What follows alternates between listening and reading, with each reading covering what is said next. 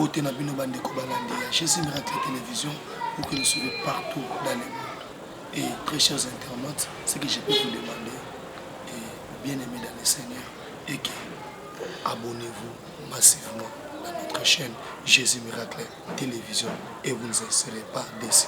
Aujourd'hui encore, on va parler avec l'homme de Dieu sur ce grand thème que Dieu nous a donné, la révélation du Fils de Dieu. Et cette fois-ci, nous allons entrer encore en profondeur parce que la fois dernière, on a eu à parler sur les principes de la révélation du Fils de Dieu. Quels sont les principes? On avait énuméré plus ou moins 6 principes. Et aujourd'hui, l'homme de Dieu va entrer encore en profondeur parce que la fois dernière, il a parlé de 3 principes et il nous reste encore les 3 autres principes. Et je pense que non, aujourd'hui, vous serez bénis avec ce qu'on va encore nous parler. C'est pourquoi je m'en vais directement saluer l'homme de Dieu. Bonjour, pasteur. Bonjour, frère Patrice. Oui, vraiment, je sais que vous êtes déjà habitué de notre émission, la révélation du Fils de Dieu. Un mot gentil de tous ceux qui sont en train de nous suivre partout dans le monde. Mes bien-aimés dans le Seigneur, soyez bénis, abondamment bénis, suffisamment bénis, éternellement bénis, profondément bénis. Au nom de Jésus-Christ de Nazareth. Là maintenant, je tiens à saluer mon père, je tiens à saluer Adolphe Ngandou, ingénieur Adolphe Ngandou, le patron de Jésus Miracle Télévision. Et je tiens à saluer la famille Ngandou, je n'oublie pas Maman BBC et Myriam Ngandou. Et nous allons directement dans notre sujet d'aujourd'hui. Nous allons entrer encore en profondeur. L'homme de Dieu va essayer de nous expliquer, de nous faire un petit rappel par rapport à Oyo, tout cela qui est Nikoleka, il y a ma principe et les leçons sont en profondeur parce que tu es déjà que non, allo bien, tu es qui tu es de musique, peto kokoma et tu es bien solité. Et si canal, ma colonne a bis une attitude, mais bilomina bis c'est commis et les zambal va que non, ah mais bis musique. Voilà les ambiances oyo. Tozanango Mukola Lelo Awa na les révérends pasteurs Moïse Pataoul. Tu es bien bien et Tozaka édifié parce que dans ce commentaire révélé que non l'homme de Dieu parle bien et au Seigneur qui vraiment que non assembler la ponabino. Je pense les lors disposés à 5 minutes to 6 minutes pour assembler la ponabino. Bipa ino soto bozali kolanda biso partout dans le monde. Et l'autre au Seigneur bino bo s'abonner massivement. Wana ko pesa beauté na ba ino soto ya nouvelle alliance banda bo bébé bato bazo landa biso et na pesi beauté na ba autre bazo de son okili mobimba et pasteur le susu au baki au côté en profondeur parce que on explique que biso révélation du Fils de Dieu zanani ba Fils de Dieu bazaba nani et ono soto nzamba bongisi pona ba ono soto ba okota na alliance oyo ezali nini et aujourd'hui aux okota sur la profondeur ya moto tike le pena micro était au côté sur la profondeur autant sabiso ba principe o etikalaki mais pe o sabiso rappelle moi mokie kaka na quelques mots ya oyo elekaki ya émission utikoleka. Merci, bien-aimés dans le Seigneur. C'est vrai, ezali esengo munene kokuta na bino isusu na nzela etandoke. Tozali reconnaissant na Nzambe azali kobatela biso butu na moi. Soki azo batela biso butu na moi ezali pour un objectif moko songolo. Donc aboyi tozala mosika na ete. Alingi tozala tout le temps pembeni na ye yango nde kolongisa biso. Tolobaki la fois dernière la révélation des fils de Dieu ezali éclatement ya gloire o nzamba bomba na kati ya moko na biso. En réalité montonyon ça na gloire ya nzambe. Pourvu kaeba kosalela yango ezalaka caché. Soko s'attacher na nzambe nzamba kolakisa ndenge nini na kosa pe na moment nini esengeli esalema. Toyai koleka na deuxième jour tolobi likambo etali ba principe oyo et activaka la révélation des fils de Dieu. Tolobaki to bimisi 6 principes ezebele mais to monique to kiko s'étendre kaka sur le principe de préférer to zwanano 6 o to kosalela et nzela na yango to mona déjà moko na moko ndeni na kobika bolamu nzambe. Tu insistes sur le fait que kozala mwana na nzambe ezali bien. Kozala pe mondimi eza bien. Mais loko eza ya mutu ya makasi koyeba pe ndenge nini ba principe dans nzambe e fonctionnaka. pour que moi Nzambe nyonso a se retrouver dans les bonnes conditions ya vie na ye. Pour que manifestation ya gloire en Nzambe se manifester na vie na ye. Alors, premier principe tolobaki manifester un grand amour pour Dieu. Manifester un grand amour pour Dieu ou avoir un grand attachement à Dieu. Bible lobby, sans moi vous ne pouvez rien faire. Alors dans le royaume de Dieu, mon tonnion soit kolinga, ça a quelque chose, soit kazo linga pour s'attacher dans un bête, aza voué un échec. Parce que toutes les pensées des hommes, à tes âmes allant, mon sous c'est à bloquer. Mais les pensées de Dieu sont bloquées. Et qu'on a cause à la bloquer, ma pensée n'est pas cause à la bloquer. Depuis la création, la terre était informe et vide et il n'y avait rien. Et Bible le bien tant on a mis pessi, tant il y a utiliser ma pensée naie, pe kolobelango na mis sur bateau. Na pétegnon sur biloko nyon sur a besoin et komaki. A créé qui ma pata a créé, ma belle a créé biloko nyon jusqu'au 6e jour a créé moto. Oh a pessi capacité à dominer sur toutes choses. Donc on comprend que ce qui tu travailles dans la pensée en Zambie, il est possible de se retrouver à travers Bolingo, Tozana en Zambie, Tozala toujours Likolo, Nengenzambe, Azalaka Likolo, il y a des obstacles, il y a des vie dans Bisso. Azalaka toujours Likolo, il y a des difficultés, il y a des moki. Alors, deuxième principe, ils allaient avoir les pensées de Christ. Avoir les pensées de Christ. Christ a bandé qu'on fonctionnait dans la mokili. Et Bible le bien azalaki irrésistible, incontournable. Bato bandé côté le benaye bando kokati. Parce que même là ici ko batele mende biya bandé koleka. Et lelo ba onyo so batele melaye petit à petit bazon dima ki ba ko résister ici. Tout le monde na ba mboka ebele ezala ba musulman ezala ba nin tout ça au monde. Bajour balobi nde mokolo yeso abotama ki omona bazo mobiliser ba carte ba fleur ba nini bazo tek na ba boutique omona affaire etamboli facilement ba hôtel kikanyos ba déplacements alliés belé parce qu'on reconnaît que Jésus-Christ a sala quelque chose. Bajour nyonso Jésus-Christ a fait sa possibilité ba doit se faire. Sincèrement ba te belé ba se retrouver même ba o ba bande ko tiela tembe ba comme peko adopter attitude de malam par rapport à troisième élément, donc pardon, deuxième principe, ce qui motoza na principe ya bon Zambé. Donc on fonctionne na ba penser en Zambé. Biloko nyo c'est si ka impossibilité ezalaka. Yo ko na possibilité ezali. Et si ko zo mona bato bazo mona échec, yo ko mona réussite. Et si ka malade ezali yo zo mona lobik. Et biloko etambola jusqu'à presque le contraire na ba réalité à moki. Parce que les pensées de Jésus-Christ c'est ça la vérité. Avec les pensées de Jésus-Christ, mon takoki ko échoué. Et si quand mon tazana principe n'a pensé à Jésus-Christ, aza capable à kokene mosika, pe kokoma en toute certitude et en toute sécurité. Bantoma bazalaki batoma pe bazwaki occasion kokuta na penser à Jésus-Christ, batamboli lelo batikali na bakombo ya minene na kati ya mokili mobimba. Et montonyo sazo respecter bango. Au travers le monde entier, on parle de leurs œuvres. Montonyo sazo reconnaître pour bandimaki bazali vraiment à penser à Jésus-Christ. Tolobi troisième principe ezali être un homme ou une femme de prière qui veut le changement. Être un homme ou une femme de prière et de foi. Ou encore être un fils bien-aimé de Dieu. Et Jésus a manifesté qui est là quoi. Tellement alinga ki nzambe makasi nzambe pa alinga ki makasi. Déclaration na bango moyen séparer Jésus na père na ezate. Moyen pour séparer père na Jésus ezate. Jésus a dit moi et mon père nous sommes un. Ils ont ça là que jour où Jésus a dit que soit baptême, Bible le bien était l'eau les gangi. Celui-ci est mon fils bien-aimé en qui j'ai mis toute mon affection. Na comprendre que biso peso tolingi toza la bama na Nzambe oyo, Nzambe azot ça la confiance na biso total. Et c'est que tous à l'attacher dans Jésus-Christ. Parce qu'à l'objet, il a mis toute son affection en Jésus-Christ. Sauf qu'il y a aussi que Jésus-Christ, au coup de affection en Zambé, au coup de Zambé, donc Makamamala me okome la yote. Alors, dans Hébreux chapitre 11, verset 6, voilà. tokoki ko marteler un peu parce que nde force na biso ba Christ. Difficulté monene na biso ba Christ yango wana.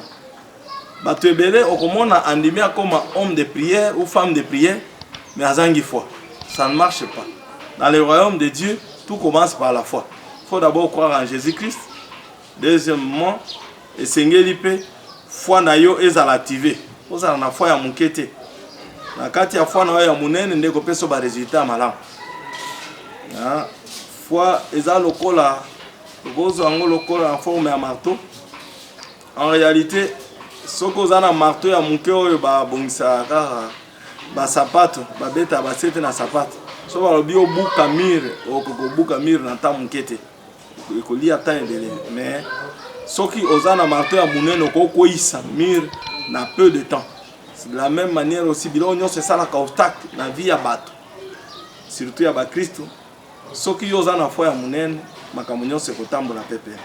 Tozotanga Hébreu 11 verset 6 pour tozala un peu situé davantage. Or, sans la foi, il est impossible de lui être agréable. Car il faut que celui qui s'approche de Dieu croit que Dieu existe et qu'il est le rémunérateur de ceux qui le cherchent. Donc, ce que zangi kondima okoki jamais ko sepeli sans Nzambe. Ce qui peut ozangi ko sepeli sa moto ozo a besoin ozo quelque chose de pas na ozo lote. Mais ce que longi déjà ko sepeli sa moto yo ozo poussa na pene pe ozo na besoin ko zelo ko e pas na na pete nyos e ko sale. To mona ba papa bazo pesa ba mama mapango mituka pa lobi na sepela kana makasi na lela o mabe. Pour nini pour azo se retrouver et s'engageza na kati ya moteur tanga azo salango azo regretter te okomona moto azangi mbonga kobala azana eloko te na maboko mais ba tieli facture abundi pe na ndenge na ye alongi pe kobala pour azana eloko asepeli atali non oya sepeli sanga makasi basi nyonso ba sepeli si ete me kaka oyo ya lingi kobala nda sepeli se makasi pe azui makasi donc biso pe za bongo soki to sepeli si Nzambe ya biloko musu Nzambe osalela biso sa ko tuna vie na biso osala ngo peza pona bolamu na biso et obakisa un plus na vie na biso et encore plus ce qui peut te sepelier eza facile to toucher motema na ye na malobo to koyebisa ye pe apesi biso to za ngo besoin d'ailleurs ka yo moto poni kozala na minute o na isika o poto yokana to solola masolo tike Nzambe akanisela okana minute o ko Bible il faut que celui qui s'approche de Dieu croit que Dieu existe et qu'il est le rémunérateur de ceux qui le cherchent lokola yo yeko luka Nzambe na minute o Nzambe abongisa ki pona yo oyeba kozwa yango na pete na kombo na Yesu Kristo mokonzi pe mobikisi na biso.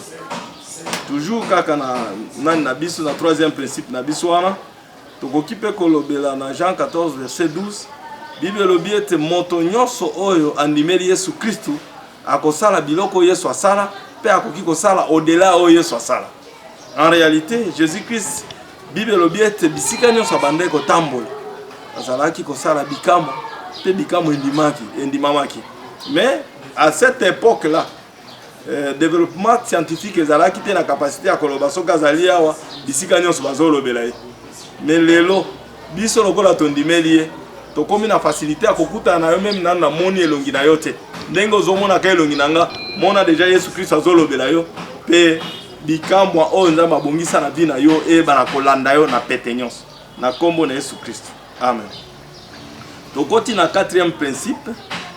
Quatrième principe, na biso lelo eza à la revêtu de la puissance du Saint-Esprit. Être revêtu de la puissance du Saint-Esprit. Na bonzambe esengeli yo obota masika. Alors, ce qui monte à bota masika, ça veut dire andimi ko za baptême ya mai pe azui baptême ya molimo abenga mwana Nzambe. Jésus-Christ babande koloba za mwana Nzambe mais mokolo oyo andima kokota na baptême ya mai et pas Jean-Baptiste. Bible lobi ete tango asisi kaka baptême lola ekangi. Celui-ci est mon fils bien-aimé en qui j'ai mis toute mon affection. Et mbala moko amoni pe Saint-Esprit a quitté lié pe azui makasi. Tango ayambi molimo mosantu Bible lobi ete molimo mosantu akambaki dans le désert. Na lingina attirer attention à biso nyonso na esika wana. Habituellement biso bao tokomi ko sambela Nzambe toyeba kasole te soki tokomi na molimo mon centre na Nzambe même soki tokwei na désert ya vie na biso toko paniquer. Parce que Jésus-Christ a fonctionné même dans le désert, a résisté contre l'attaque contre l'influence la séduction de Satan pe alongaki. Et kobimana na désert nde akomi na solution à ba problème ya bato ya mokili mobimba. Biso pe eza bongo. Jésus-Christ na ndenga botamaki bato ebele baoka koloba en tout cas ça ne sert à rien qu'on compte sur un type pareil. Parce que Bible lobi ete abotamaki na étable na ndako ya banyama et effectivement na ba condition wana po baboyaki kopesa place eza na hôpital eza na hôtel. Vous voyez déjà dans condition na bato nyonso bakolo montaza na niveau assez boye den to sala confiance. Mais Dieu n'a pas tenu compte de cela. Donc yonanga pende tozali peu importe mabota nini to uti moko na moko aza na ta manifestation ya gloire na ye. Moko na moko aza na ta oyo nzamba ko révéler ye na miso bato. Bamona ka lokola ka moto nyonso mais mokolo wana bakotia yo selon particularité na yo boyebi na yo moko. Jésus-Christ Bible lobi ete tango abimi na mai akoti Molimo Santo a quitté lié pe lole fungwami bagangi awabi désormais oyo nazolo abino aza mwana na ngonga na linga makasi na comprendre que yo nanga ba onyos na bazwa baptême te esengeli basala makasi bazwa pe baptême na numéro Yesu Christ bazwi pe baptême ya mai pe ya molimo eza malamu parce que ezali moko na voix ezo fongola ba porte ya maningi salol tant Jésus asalaki yango Bible lobi ete nzamba sepelaki na ye abaki aza mwana na ye oyo alingi makasi. Gloire au Seigneur. Alors tango siko okomi revêtu de la puissance du Saint-Esprit. Bible lobi na Luc 4 verset 14. Ogotanga pour la gloire de Dieu. Luc 4 verset 14. Bible lobi Jésus revêtu de la puissance de l'Esprit retourna en Galilée et sa renommée s'est répandue dans tous les pays d'alentour. Jésus a commencé dans les pays mosusu alentour. Tango kaka aza revêtu de la puissance du Saint-Esprit, Bible lobi ete ba pays mosusu ekomaki koyeba ye déjà. Ayebaki na neni po nguya nzambe ekomaki disponible na kati na bomo na ye. Na lingi na loba na biso nyonso oza mwana nzambe oza mosala nzambe soko lingi ko faire fonctionner nguya Molimo Santo te oromo na vie na yo eza précaire makambo nyonso eza lokola ezotambola te makambo nyonso ekokoma na ba difficulté. Mais avec l'aide du Saint-Esprit soki yo otondisami na nguya Molimo Santo oko fonctionner librement et balobi ba pays nyonso ekozala nzinga na yo yoyeba yo. Oh avantage ya kozwa témoignage ezotambola déjà na ba mboka mosusu ezali ete mokolo moto akomaki nano kuna te mais bazana témoignage na ya bien et ofongola déjà ba porte pour na ye. Voilà pourquoi nga na lobi na esiko nga nazali je suis revêtu de la puissance du Saint-Esprit et sous l'onction de Dieu nde nazo fonctionner. Na lobi esika yo zali soko fongoli motema na yo yeba solete yeso. OK. Tozo insister tozo ngeli yango lisusu que na quatrième principe eza vraiment principe to ko négliger parce que eza nouvelle naissance. So botami sika nguya Molimo Santo etonisami kati na biso et moto nyonso atonisami na nguya Molimo Santo aza na avantage mais sika nano akomi te témoignage na ye kotambola déjà. Bible lobi na biso ndenge na Luc 4 verset 14 Jésus-Christ Bible lobi azali revêtu de la puissance du Saint-Esprit mbala moko renommé na ye kendaki na ba pays mosusu akomaki nano te. Et Bible bakisi ete tango abandaki kote ya sangmalan azalaki glorifié na bato nyonso. Bantoma pe na époque na bango bazalaki na même situation. Tango bayambaki nguya Molimo Santo bazalaki ba peureux avant bayamba nguya Molimo Santo. Tango bayambi nguya Molimo Santo bakomi ko s'exprimer librement et avec assurance makambo nyonso efongwami pe bato babande kouta de gauche à droite bazoki mambango bazo welela. Bazo welela penza. Et sali eloko moko ya mutu ya makasi. Et le loso qui église et fongwami bisika nyonso parce que église primitive eba ko résister na ba fa nyonso ya perturbation. Et ça vraiment eloko kamala. Cinquième principe ezali participer à la nature divine. Participer à la nature divine. Ozala kokota kati na bonzambe. Ezana 2 Pierre chapitre 1 verset 1 à 5. 2 Pierre chapitre 1, verset 1 à 5. Pour la gloire de Dieu. 2 Pierre, chapitre 1, verset 1 à 5. Simon, Pierre, serviteur et apôtre de Jésus-Christ, à ceux qui ont reçu en partage une foi de même prix que la nôtre, par la justice de notre Dieu et du Sauveur Jésus-Christ.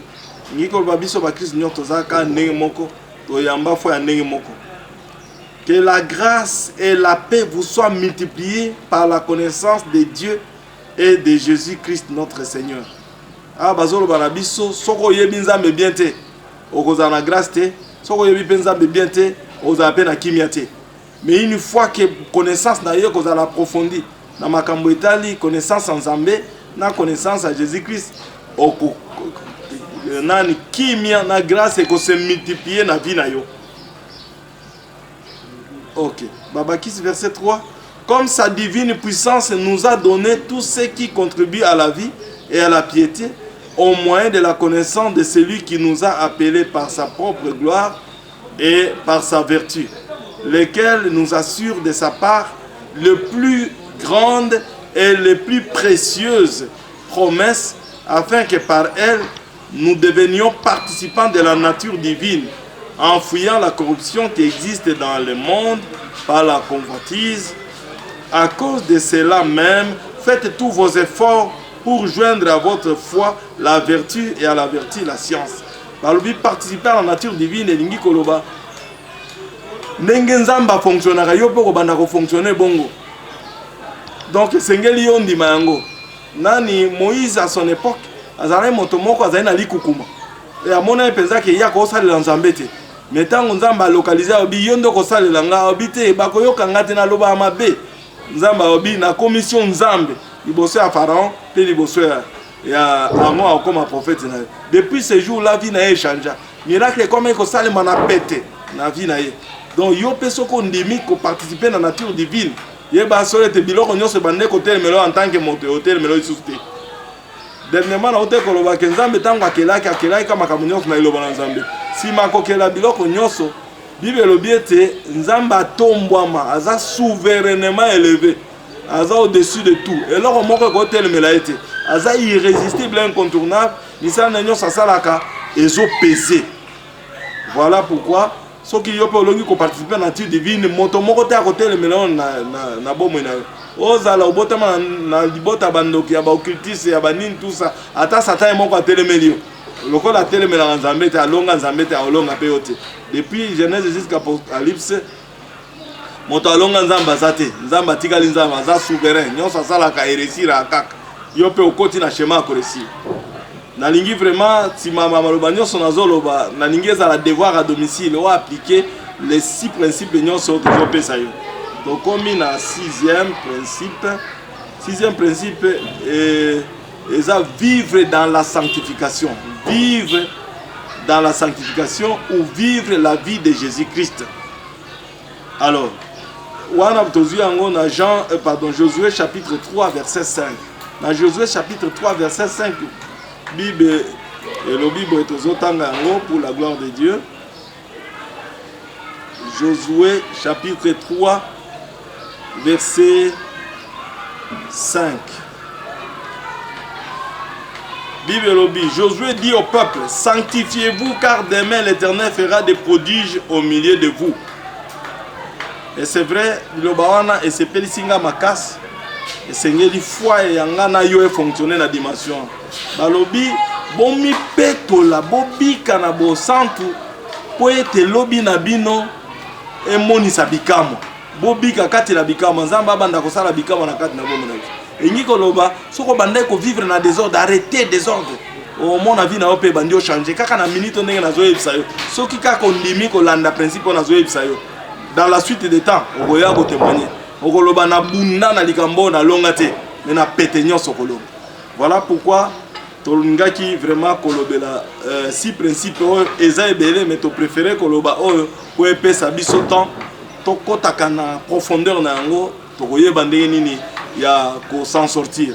nazo insister que ceux qui nazo pesa bino ba principe ezali pona ko faciliter bino tâche. Nazo linga bino na ngai to bika na sainte facilité. Po ngai nde eloko ekomi ko faciliter nga tâche. Biloko nyos na bande ko bunda bunda na ngo bande ko sala ki natoka na otoka isusu te sainte esprit zo edenga makambo nyos zo sala ma pepele. Ndenge ngai nakutani na yo lelo naza sûr que lobi na yo kotika na boete. Voilà pourquoi nazo yebisa yo yo okosuka wate okene mosika pe okokoma. Papa Emmanuel yo pe okosuka wate okene mosika pe okokoma. Bato nyonso bazolanda oyo basuka bakosuka wate okene mosika pe bakokoma. Na ana posa okoma na dimension mosusu. Obanda komata niveau au travers maloba mukio na zolo banayo na lingeza na nguya ko transformer yo. Po bibelobi au commencement était la parole était avec Dieu et la parole était Dieu.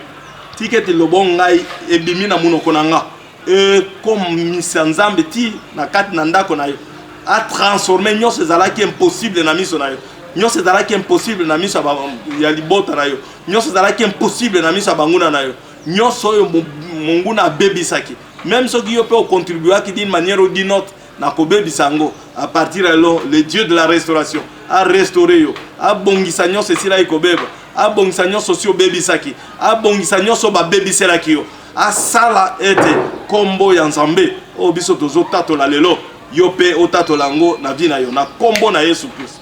Journée à lelo na déclarer za journée ya kopamboma pona yo pe pona nga ngai na ndimi nazala canal la bénédiction pona yo na ndimi nazala canal la bénédiction pona libota na yo na ndimi nazala canal la bénédiction pona mosala na yo po bibelo biete nzamba kopambola misala nyonso oyo esalemi na maboko na bino yepe alobi c'est la bénédiction de l'Éternel qui enrichit et ne la fait souffrir d'aucun chagrin. Songa nazo pambola na yebi aso de soki nzamba pamboli yo betumba na yo ezosila surtout soko bandi ko respecter ba principe nazana garantie que okotika na boete à partir de lo vie na yo ezwa forme mosusu à partir de lo ozwa vie améliorée okoma race améliorée ya vie na yo moko na kombo na Yesu Kristu mokonzi pe mobikisi na biso.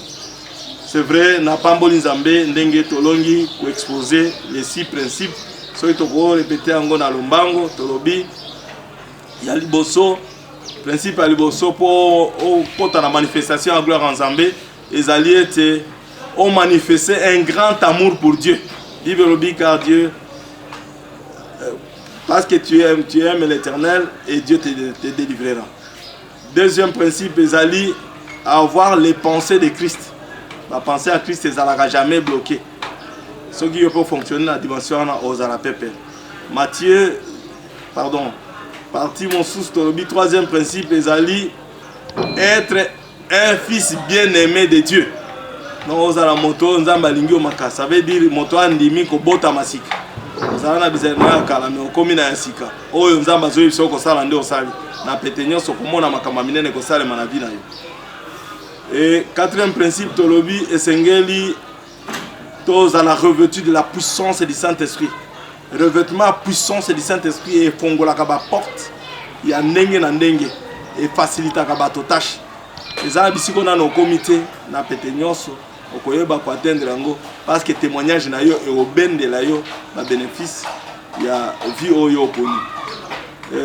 Cinquième principe tolobi esengeli to participer na nature divine. Ko participer à la nature divine eza ko fonctionner na dimension ya bonzambe. Ne tolobi na biso Moïse en Égypte a fonctionné na dimension et atikali un personnage inoubliable dans le monde entier bazo reconnaître.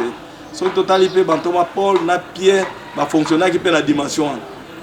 Paul a fonctionné qui na dimension acte 14. Bible biete tangoye a telemisi mokakata na kombo na Yesu Christ. Bato nyonso bagangi balobi les dieux sous la forme humaine sont venus. Je m'excuse. Pierre yepe na acte 5 Bible lobi ete na bandelika wana akutana na Ananias bakosiye makambo ya koteka makambo bipwani boko sanzambe. Or bango bayebeke bako sa Pierre. Bible lobi ete tango kaka esali mimbo bobangi kotaki makasi bato moko te bako kolinga ko se rejoindre zupe mena bango bakomika okumisa bango na musika. Et Bible lobi ete na époque wana bikamwe bandeko salema à volonté. Eza misuso Pierre azali na ngo besoin te aomona yo salema na ngo sans kotuna azoyeba nzambe mpe azoconsulter te aolekaka boye lilingi ezobikisa babe. Donc abando fonctionner na dimension ya bonzambe, ça veut dire à comment participer à la nature divine. Josué 3 verset 5 oh ba bina biso et Seigneur lipe toyeba ko vivre dans la sanctification. Ceux qui vont vivre dans la sanctification te à vivre dans le désordre. Ceux qui vivent dans le désordre vivent dans l'anarchie. L'anarchie est là comme malongue kobimate. Mais ceux qui gardent sanctification lobby na yo. Et ça lobby te ya lobby net demain mercredi non. Lobby non ça veut dire tous les jours à venir ya vie na yo et bongi les gens. Oh bando mona nzamba osalaka bikama na kati na bikama na kati na bikama na kati na bikama na kati na bikama na kati na bikama na kati. Bikama ça veut dire biloko oyo bande ko zala impossible na miso ya bato nyonso y compris na yo moko. Okomona ngo comme on a peti. Vraiment nzamba pambola bino.